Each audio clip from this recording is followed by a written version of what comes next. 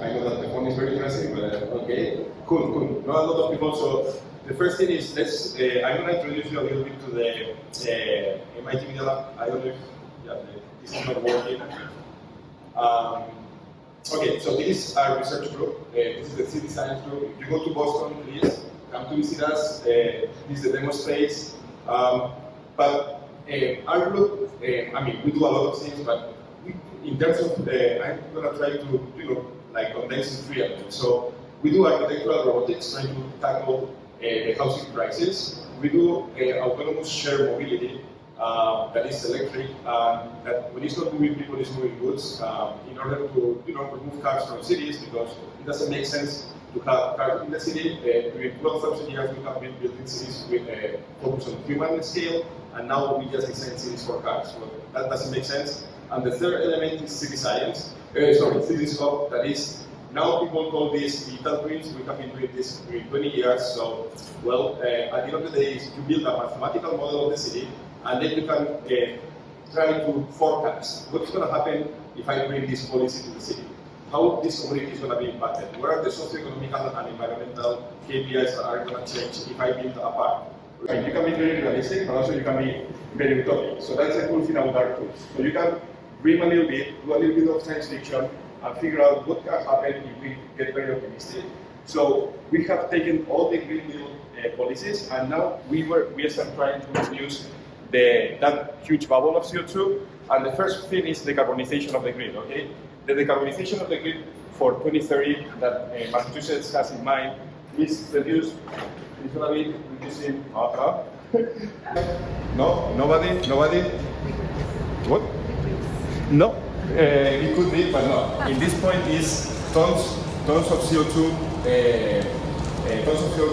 per person, and that's the yearly average of carbon footprint of carbon budget that for person in the planet through 2050.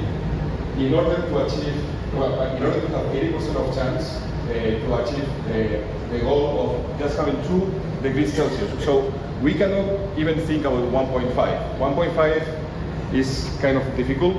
So we are trying to have 80% of chance to get into 2 degrees Celsius. Okay, so that's very important because we have made a model about what is my carbon footprint. Okay, I live in Kendall Square next to MIT, so we have measured everybody that lives and works at MIT, and we have calculated the operational and the embodied CO2 of everybody.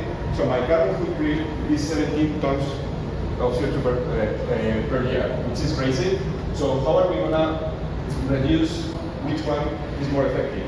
The one that is more effective, then how do we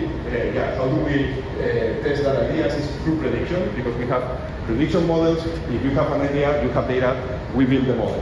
Then we do a deployment with the best idea, and all of that has to go through consensus and governance. And maybe stepping back a little bit.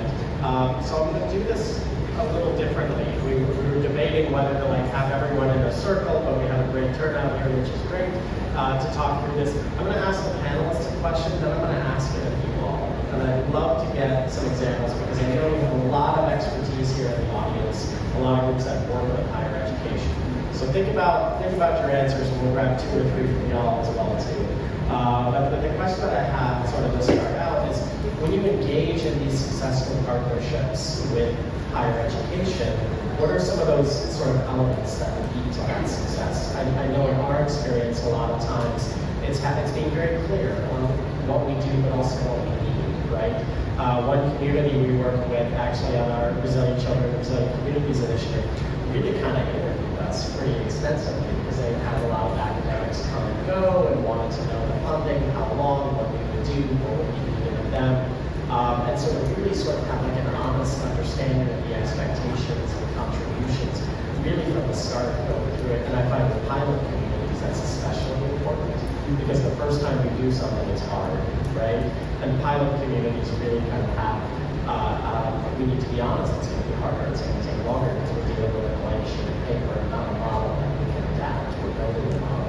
So I'm curious from each of you, where it's been successful, what have been some of those key ingredients for success?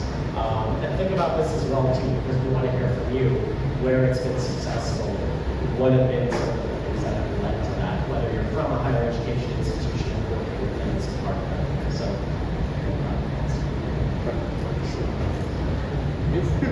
Oh, okay. No, I think it's a great question. I mean, like in every part of the network, we work with a higher, with a university. So that collaboration is always key because usually it helps them to build a frame where you can have these unlikely partners, like sharing ideas, working together.